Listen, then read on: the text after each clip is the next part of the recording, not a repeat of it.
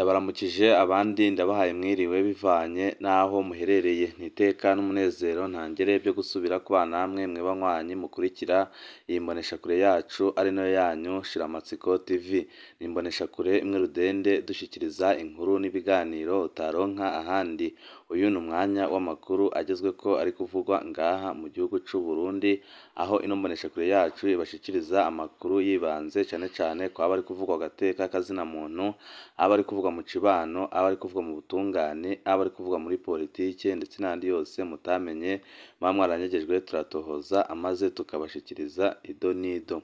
Muri ano makuru yacu tugiye kwibanda ku ngingo imwe rudende irabana n'amajambo Perezida Evariste Ndayishimiye yashikirije avuye mu nama mu Burusiya, aho yateye bamwe bavuga ko ari ibihangange ubwoba bukomeye cane, kuko Perezida Evariste Ndayishimiye yaje agaragaza ko afise ingufu zihambaye kandi ko hari ikintu kivyinyegeje imbere inyuma, aribyo byateye bamwe bavuga ko ari ibihangange bikomeye cane ngaha mu gihugu c'u Burundi, ubwoba bakabona ko impinduka zigiye kuba mu gihugu zishobora gusiga zikoze kuri benshi. Ni byinshi twabateguriye bijanye n'aya magambo Perezida Evariste Ndayishimiye yashikirije ndetse n'ivyinyegeje inyuma, aho yavuze ko agiye kwita ku kibazo kijanye n'ubutungane ndetse n'ubutunzi, kuko murabizi ko ikintu cya mbere cyishe Uburundi ni ikibazo kijanye n'ubutungane, aho ubutungane budakora neza kugeza n'aho umukuru w'igihugu yirirwa ariravuga ko ubutungane bwapfuye ariko ntagire igihinduka. Murazi kandi ko na bamwe mu bihangange ngaha mu gihugu c'u Burundi biba amatungo y'igihugu aribyo byazingamitse ubutunzi bw'igihugu c'u Burundi, kugeza n'aho kuri uno munsi buza ku mwanya wa nyuma w'ibihugu bikenye kw'isi, kandi igihugu c'u Burundi gifise imitungo myinshi cane yagakwiye kugiteza imbere. Ni byinshi twabateguriye bijanye n'ibyo Perezida Evariste Ndayishimiye yavuze, ibyo tugira ngo tubashikirize mu ido n'ido ry'aya makuru. Wipfuza kuzajya bo mu wa mbere bashikirwa n'inkuru n'ibiganiro bene nk'ibi, ico usabwa nta kindi, niba utaravyonda kuri sabone, aka ni akaryo keza ko gupyondaho kugira ngo uko dushizeho amakuru n'ibiganiro bene nk'ibi ujye uba uwa mbere mu gushikirwa nabyo. Perezida Ndayishimiye yasezeraniye abarundi ko imbere y'uko uno mwaka uhera abigira bihangange bazoba basubijwe hasi. Hari amakuru menshi agaragaza ko Perezida Evariste Ndayishimiye igihe yari ari mu Burusiya yaganiriye na mugenzi wiwe akamwemerera ko agiye kumukingira ubutegetsi bwiwe, kandi akajya anamufasha kubona amakuru hakiri kare ku buryo uwagerageza guhungabanya umutekano wa Perezida Evariste Ndayishimiye yamenyekana hakiri kare. Ariyo mpamvu Perezida Evariste Ndayishimiye yaje ameze nk'aho azanye impinduka zishasha, mu gihe muri ino minsi ariko ararwana n'ibihangange bikomeye cane byo mu mugambwe ku butegetsi, bivuga ko biri mu iragi ry'umuhisi Petero Nkurunziza, kandi bikaba biterekwa imigambi ya Perezida Evariste Ndayishimiye, kuko bo barashaka kwigumira mu bihe byatambutse, aho bagandaguraga abanyagihugu atacamira, bakanyonora amatungo ya leta atacamira babifashijwemo n'umukuru w'igihugu. Ariko Perezida Evariste Ndayishimiye akaba ashaka kubihindura, ariyo mpamvu bamurakariye ku buryo bukomeye cane. Murazi intambara ariko ararwana n'abagwizatunga batandukanye ngaha mu gihugu c'u Burundi, kandi byaramaze kuboneka ko iyo Perezida Evariste Ndayishimiye aba ariko ararwana n'abagwizatunga aba agiye kurwana n'abajenerali bakomeye cane, kuko abo bagwizatunga barakorana n'abajenerali ngaha mu gihugu c'u Burundi. Murazi ibintu yakoze ejo bundi, aho yafashe amafaranga inote z'ibihumbi 5 n'ibihumbi 10 akazihindura ibipapuro, mu gihe byavugwaga ko ayo mafaranga yarabuze muri BRB kubera ko yari yaranyegejwe n'ibihangange bikomeye cane ngaha mu gihugu c'u Burundi. Ibyo byose yarabikoze kugira ngo arebe ko ubutunzi bw'igihugu bwagaruka ku murongo, ariko ntibyigeze binezeza bimwe mu bihangange bikomeye cane byo mu mugambwe uri ku butegetsi CNDD-FDD. Murazi n'ingingo yafashe ihambaye yo gupfunga igihangange Generali Arengiyome Bunyoni, mu gihe Generali Arengiyome Bunyoni yagirizwa ko ariwe yishe ubutunzi bw'igihugu, kuko yaribaga amatungo ya leta kandi agakora ibintu byinshi bibi cane. Ariko Perezida Evariste Ndayishimiye ntiyarebye ku gihagararo n'igihangange afise, yaramufashe aramufunga. Ibyanejeje abarundi batari bake bakabona ko Perezida Evariste Ndayishimiye impinduka ariko arazana mu gihugu ari impinduka nziza cane, kandi ko ashobora no kuba afise ingendo nziza yo guhuza abarundi bose, kuko murabizi ko Guillaume Bunyoni ntiyerekwaga ko Perezida Evariste Ndayishimiye yahuza abarundi bose kugira ngo abahunze igihugu bagaruke, ariko muri ino minsi kubera ibintu Perezida Evariste Ndayishimiye ariko arakora, hari icizere ko n'abahunze igihugu kubera politiki bashobora kuzagaruka, kuko ari gukora ibintu bihambaye kandi byiza bigaragaza ko ariko arashaka guhuza abarundi bose muri rusange. Umukuru w'igihugu cy'u Burundi asaba abarundi guhaguruka bakamufasha kurwanya intambara y'ubutungane n'ubutunzi, akabasaba kudoma ko urutoki kuri abo bose bigira ibihangange ntibubahirize amategeko. Murazi nyine ko muri ino minsi harimwo abantu bigira ibihangange kubera ico barico, kubera amabanga bajejwe, ugasanga bariko bararenganya abanyagihugu kandi bakabikora n'abandi bategetsi barorera ntibagire ico bavuga, ariko Perezida Evariste Ndayishimiye we arasaba abanyagihugu ko batunga urutoki kuri uwo mutegetsi wese akora ibyo adakwiriye gukora, abanyagihugu bakabona ko Perezida Evariste Ndayishimiye nagomeza iyi ngendo yihaye, igihugu cy'u Burundi gishobora kuzatera imbere kandi kikaba igihugu buri murundi wese yishimira kuba yabamo.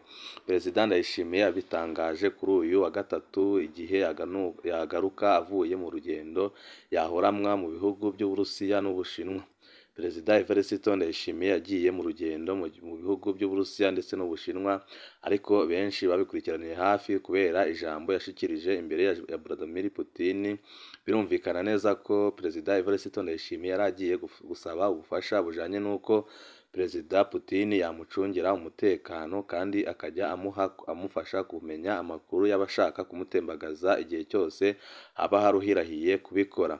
Amakuru dufise avuga ko umukuru w'igihugu cy'Uburusiya yaba yarabimwemereye ko agiye kumucungira umutekano ku buryo ubutegetsi bwiwe ata kintu kizigera kibuhungabanya. Ariyo mpamvu Perezida Evariste Ndayishimiye yagarutse afise ingendo nshasha kandi agarukana imigambi mishasha, kuko arabona ko amaze kugira ingufu, kuko arafise igihugu gikomeye cyane kimushigikiye kandi kiriko kirashigikira imigambi yiwe afise yo guteza imbere Uburundi n'abarundi muri rusange. Mu ijambo ryiwe Perezida Evariste Ndayishimiye akaba yasezeraniye abarundi ko agiye guhangana n'ako karwi k'abantu kadashika kwijana. Perezida Evariste Ndayishimiye avuga ko akarwi k'abantu badashika kwijana aribo bishe ubutunzi bw'igihugu, kandi akaba agiye guhaguruka akarwana nabo, ariko abenshi bahise babona ko abo yavugaga ari babane n'ubundi b'ibihangange bari mu mugambwe ku butegetsi, aho nyine bavuga ko aribo bagaba ibintu byose ngaha mu gihugu cy'u Burundi, akaba ari nabyo biri gutera ingorane zihambaye cyane abarundi, kuko iyo atabutungane buri mu gihugu abantu nta kintu na kimwe kigenda neza. Ariko Perezida Evariste Ndayishimiye yavuze ko agiye kubihagurukira kugira ngo abanyagihugu abatunganirize, kuko nibo bamutoye.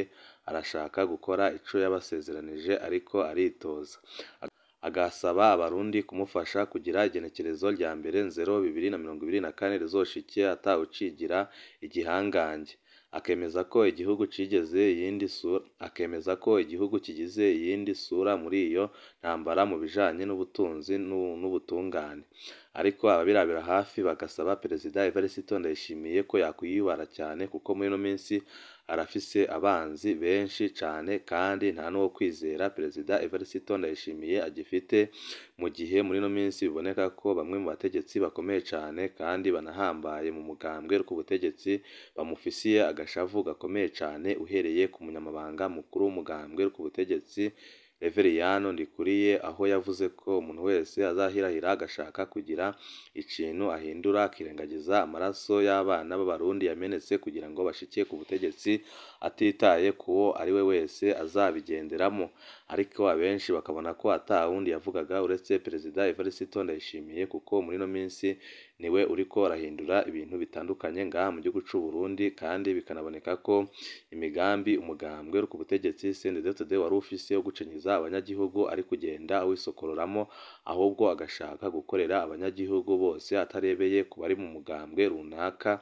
Arico kiri kubabaza umukuru w'umugambwe uri ku butegetsi Reveriyani Ndikuriyo akabona ko naho bizeye Perezida Evariste Ndayishimiye bakamushyira ku butegetsi ariko arabahemukira ashaka gukorana n'abo bahoze bita abansi b'igihugu. Ariko abirabira hafi bakabona ko iyi ngendo Perezida Evariste Ndayishimiye yafashe yo gukorera abarundi bose ariyo ngendo ishobora guteza igihugu imbere kurusha uko uwo yasubiriye yabigenzaga, aho yashiraga imbere abo mu mugambwe wiwe uri ku butegetsi CNDD-FDD. Murazi nyine amabi menshi yagiye araba kuri iyo ntwaro y'umuhisi Petero Nkurunziza, aho abarundi isinzi bahunze igihugu bakagenda, abandi bakanyuruzwa bakaburwa irengero, abandi bakagandagurwa ku murango izuba riva.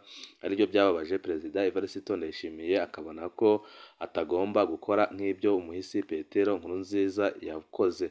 Murazi ko n'igihe yizihiza imyaka 3 ishize ari ku butegetsi yavuze ko atakigendera ku makanda y'umuhisi Petero Nkurunziza, ahubwo atwara igihugu cy'u Burundi kubera yuko nyine abarundi babihisemo kandi bakamutora kugira ngo abatware, kugira ngo abafashe kugera ku migambi yabo. Ariho yavugiye nyine ko atakigendera ku makanda y'umuhisi Petero Nkurunziza. Ibyababaje bamwe mu banyamabanga bakomeye cyane babona ko ibyo Perezida Evariste Ndayishimiye ariko arakora ari ukubahemukira mu gihe akimara gutorwa. Bavugaga nyine ko ari umuntu ashizweho na Nkurunziza kandi agomba kuzakora ibintu nk'ibyo Nkurunziza yakoze. Ariko muri ino minsi murabona ko Perezida Evariste Ndayishimiye ariko arahindura ibintu byose ngaha mu gihugu cy'u Burundi, haba mu butunzi haba mu butungane. Ariko bikaboneka ko Perezida Evariste Ndayishimiye nk'uko ahora abisemerera nyine ntagira abamufasha, kuko bamwe mu bategetsi bakomeye cyane ngaha mu gihugu cy'u Burundi ntiberekwa iyo ngendo yihaye, ahubwo barashaka kuguma muri ya ngendo bahozemo yo gucinyiza abanyagihugu ndetse no kwiba abanyagihugu utwabo baba babiriye akuya. Ariko Perezida Evariste Ndayishimiye nyine we ntago ariko arabyerekwa, arashaka guhindura igihugu cy'u Burundi maze buri munyagihugu wese agatunganirizwa ku rugero rwiwe. Perezida Evariste Ndayishimiye akemeza ko igihugu kigize iyindi sura muri iyo ntambara mu bijanye n'ubutunzi n'ubutungane. Murazi uburyo ki muri ino minsi ubutungane bw'u Burundi bwapfuye, aho hasigaye hacirwa imanza z'akarenganyo ndetse n'imanza ziteye isoni cyane, aho abanyabyaha bezwa n'ubutungane kubera haba hatanzwe ibiturire, abarenganywa nabo bakarenganywa kubera ko haba hatanzwe ibiturire, kandi bakaba ubutungane bagikorera kuri ka mwana wa mama aho kugira ngo barebe ico bagomba gukora. Murazi imanza zimaze iminsi byinshi twaragiye tubashikiriza kuri no mboneshakure yacu tubereka akarenganyo kariko karakorerwa mu butungane, na Perezida Evariste Ndayishimiye ntahenganya kuvuga ko ubutungane bwapfuye ngaha mu gihugu cy'u Burundi. Ariko ubu ngubu yagarutse bushasha avuze ko agiye kubihagurukira ku buryo ubutungane bugiye kuba gisata kitunganije neza, ku buryo ibintu bizajya bigenda neza. Perezida Ndayishimiye akaba yagabishije abajejwe intwaro bica amatwi ko abazogaba hari abandi mu Barundi bumva umugambi uzoca atuma bakabasubirira. Perezida Evariste Ndayishimiye bari kugaragaza ko batumva imigambi yiwe, ariko arabakura mu mabanga agashiramwo abo ashaka kandi abona ko bazakorana neza, kuko nyine nta muntu akorera igihugu ari umwe. Ariyo mpamvu nyine avuga ko indongozi zitazumva ibyo ariko aravuga zose zizakurwa mu mabanga agashiraho izindi ndongozi nshasha. Murazi impinduka zikomakomeye ziri kugenda zikorwa ngaha mu gihugu cy'u Burundi, ariko Perezida Evariste Ndayishimiye akamenyesha ko impinduka n'ubundi zibandanya, kuko harimwo abandi mu butegetsi baterekwa umugambi wiwe, kandi abo ngabo akavuga ko batazigera bagumana, kandi akaba atazigera abihanganira. Akavuga ko ashaka gutuza abakaboko bapfukamye mu nda abanyagihugu, kugira ngo abanyagihugu babashe kugira ico bakora kandi batere imbere n'Uburundi butere imbere. Perezida Evariste Ndayishimiye akavuga ko agiye gukiza Burundi igisuzuguriro co guhora bavuga ko bari ku mwanya wa nyuma mu bihugu bikenye ku isi, kandi muzi ko nyine Uburundi butunze ibintu byinshi byagakwiye kubuteza imbere. Perezida Evariste Ndayishimiye ariko arakora ibintu bihambaye ngaha mu gihugu cy'u Burundi. Abarundi rwose bariko baramushima bakanasaba Imana kugira ngo izamubarindire kugira ngo azagumye abatware kandi abageze ku iterambere rirambye. Hari amakuru menshi atandukanye tuba turiko turabatohoreza aba ari kuvugwa hirya no hino ngaha mu gihugu c'u Burundi, turabashikiriza umwanya n'umwanya kuri ino mboneshakure imwe rudende dushikiriza inkuru n'ibiganiro utaronka ahandi. Wifuza kuzaja abo mu mbere bashikirwa n'inkuru n'ibiganiro bene nk'ibi, ico usabwa nta kindi, niba utaravyonda kuri sabone aka ni karyo keza ko gupyondaho kugira ngo uko dushizeho amakuru n'ibiganiro bene nk'ibi ujye uba uwa mbere mu gushikirwa nabyo. Banywanyi bacu ibihe byiza nibyo ndabipfurije.